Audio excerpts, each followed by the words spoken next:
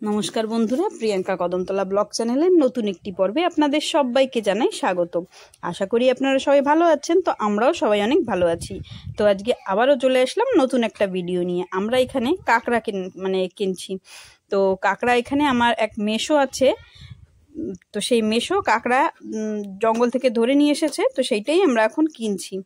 তো এখানে মোট 1 কেজি 400 গ্রাম কাঁকড়া আছে, তেমন বেশি নেই। তাই ভাবলাম ঠিক আছে আমরাই পুরো কাঁকড়াটা কিনে নিই, আর বাকি কাঁকড়া রেখে কি করব, ঠিক আছে আমরাই কিনে ফেলি।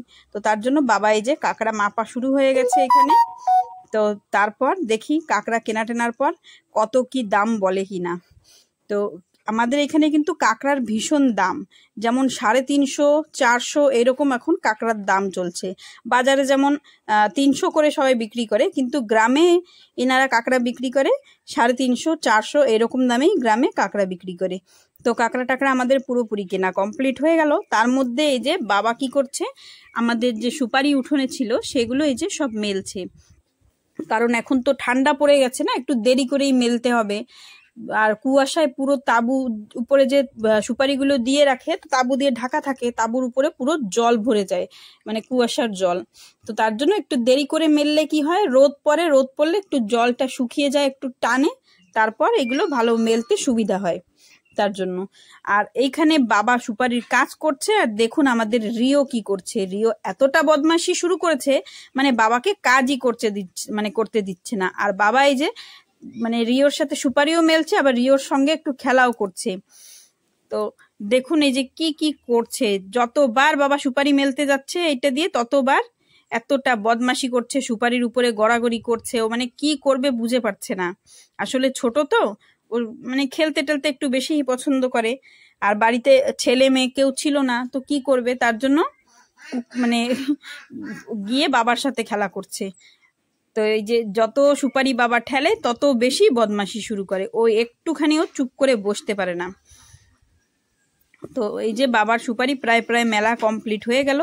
তো আমরা তার মধ্যে ঘরের সমস্ত কাজ করে চলে আসলাম। আমাদের এখানে বাবার মন্দিরে হচ্ছিল ভগবত পাঠ, মানে আমাদের এখানে বাজারে, আমাদের যে কদমতলা বাজারে, ওইখানে শিব মন্দিরে ভগবত পাঠ করার আরো অ্যারেঞ্জমেন্ট করেছিল। তো কিছু লোক এসেছিল, আসার পর এখানে ভগবত পাঠ করেছিল।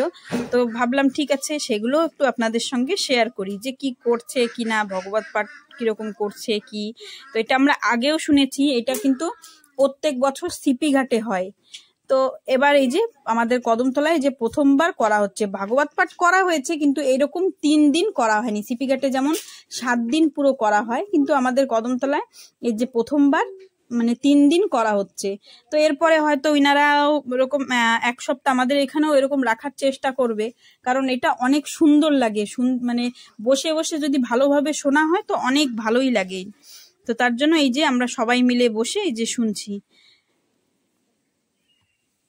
আসলে আমাদের এখানে কৃষ্ণ মন্দিরেই ভাগবত পাঠটা রাখবে বলেছিল, কিন্তু ওইখানে একটু সমস্যা হয়ে গেছে কি, আমাদের এখানে মন্দিরটা এখনো পুরোপুরি ভাবে তৈরি হয়নি। কিছু কিছু কাজ বাজ আছে মন্দিরে।